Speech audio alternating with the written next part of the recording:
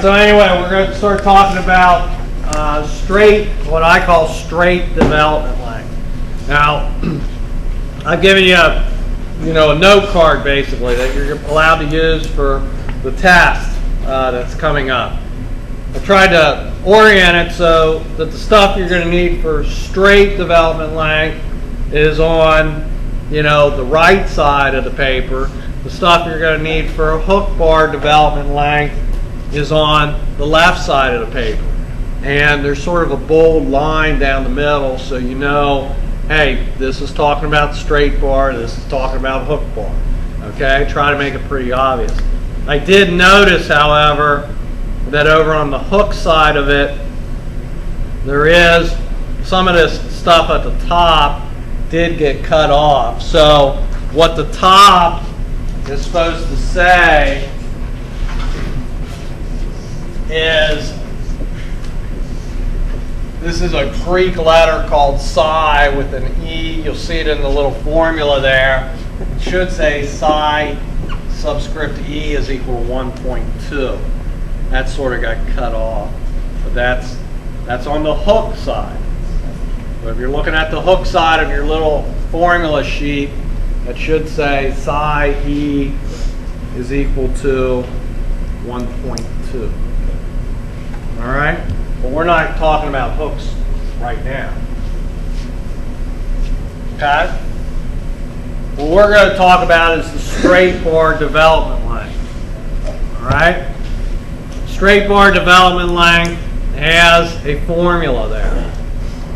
What you have to know how to do for homework problems, for the test, is you have to know how to calculate this formula. I give you the formula. I give you, basically what's below here is essentially what the code says. This is not coming out of the code directly, but it's essentially what the code says. All right? The big thing that some people have a hard time understanding is this formula calculates for you the straight bar length, embedment length that you need.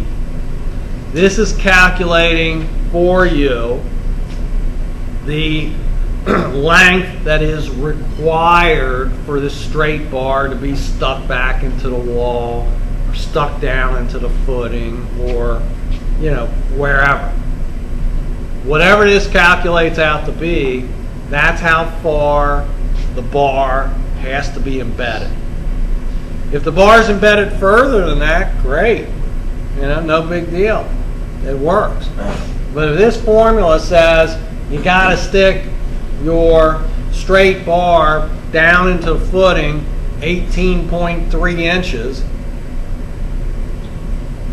and you only have 12 inches to stick your straight bar down into the footing, it ain't going to work. The straight bar is not going to work. But that's what this formula is calculating for you.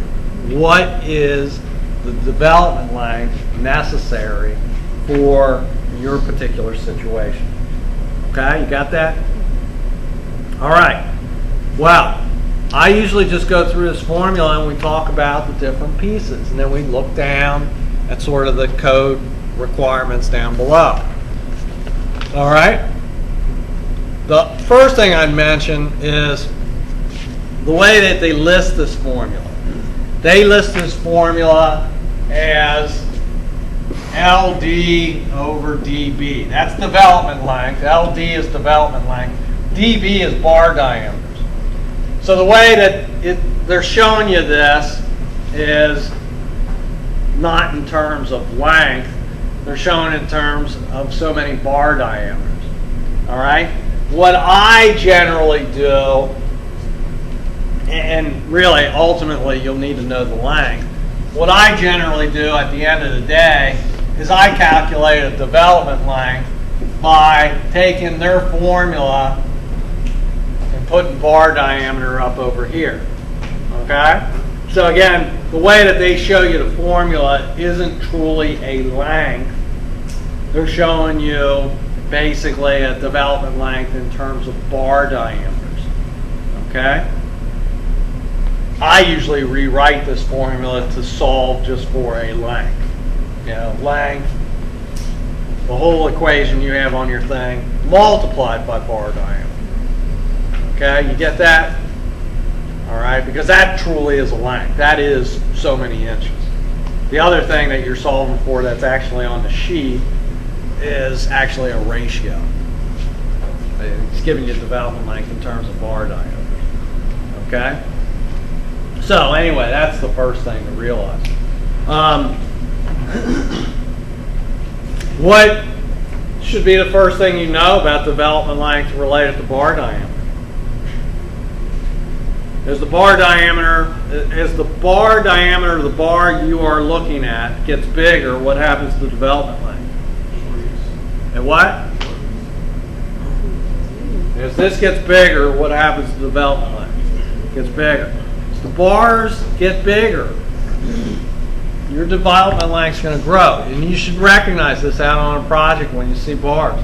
If you see bars being lapped together, splice lengths and whatnot, when they're using number 8, number 9 bars, all of a sudden those lap splices are getting huge.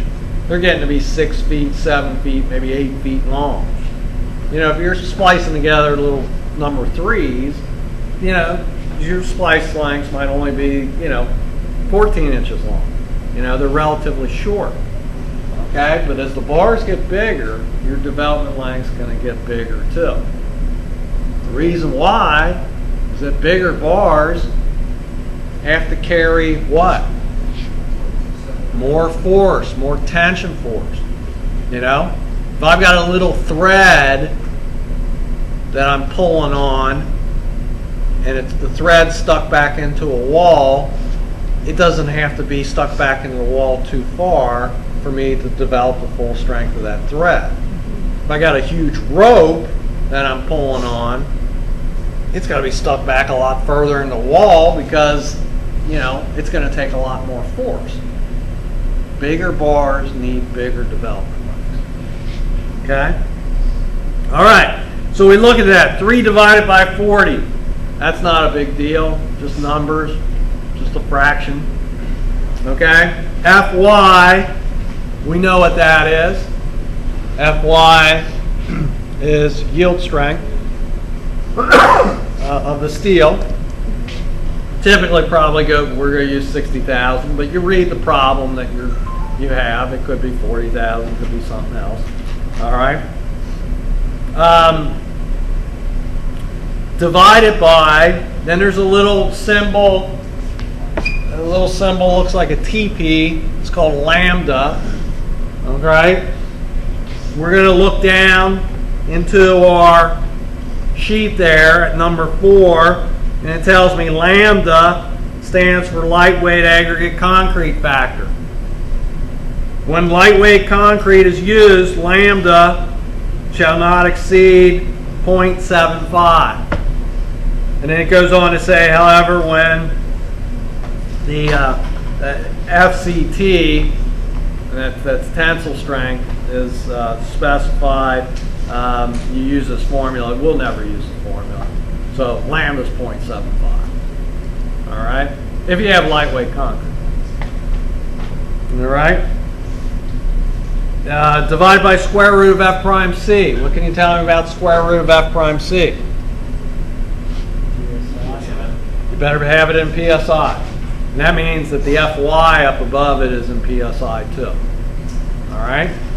So those things are pretty straightforward. All right. Then let's look at the numerator. It's got all these things up there. Looks like fraternity row. You got psi sub t, psi sub e, psi sub s. Well, let's take a look at those. You don't have to look too far there because these things are numbers 1, 2, and 3 down below. Number 1, psi sub t. They call it a reinforcement location factor. This is more commonly known as a top bar factor. So you might scratch down the word top bar because that's what people know it by. This is a bar that is horizontal and is placed so that more then 12 inches of fresh concrete is cast. Down there on number 1 tells you what this factor is. It's got to be horizontal. It's got to be a bar that's horizontal. It's got to be a bar that has 12 inches of concrete or more cast beneath it. That's why a lot of people refer to it as a top bar. All right? You got that? You've got a factor of 1.3. If you don't have those conditions, then you got a factor of 1.0. All right? Number 2, psi sub E. They call this the coating factor. A lot of people call this the epoxy coating factor.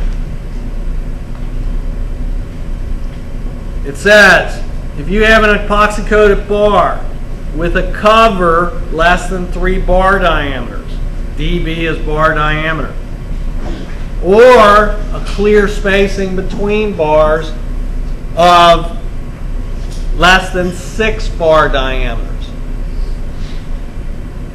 you're going to use a factor of 1.5. Okay?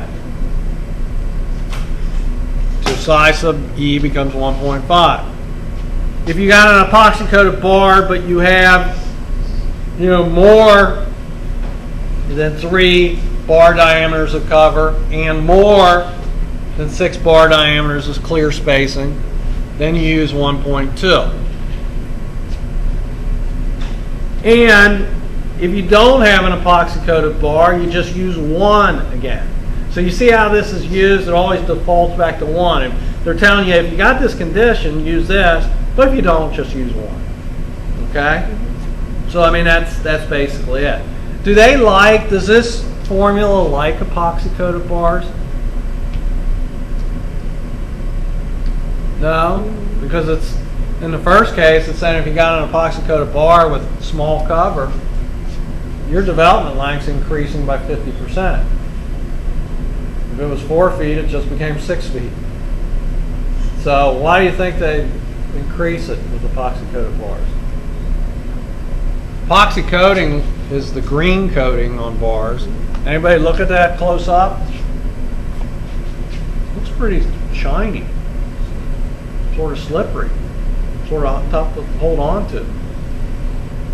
If you fell out of a building and Bruce Willis was going to grab onto your arm, but probably some of you guys in here probably just be coming back from the tanning beds, so you probably have all your suntan lotion on and whatnot. And if Bruce Willis grabbed onto your arm after you had all your suntan lotion all over you, you think he'd have as good a grip on you as what he'd have if you just maybe came out of the shower? Probably not. So anyway, that's sort of the deal with epoxy coated bars. All right, third one. Well, excuse me, there's a little italicized thing down there. It says, however, the product of psi sub T and psi sub E never has to be taken as more than 1.7. So what this is they're saying, man, if you did have a top bar and we whacked you on that, gave you a 1.3 factor, and you did have an epoxy coated bar and we whacked you with that, another big factor, you don't have, the combination of those two doesn't have to be more than 1.7. So again, I put a little asterisk as I'm doing problems down next to that italicized little print there, because that could happen. It depends on the situation. The third one, reinforcement size factor. This is an easy one. The formula is set up for bigger bars. That formula that you see is set up and was developed for bigger bar sizes.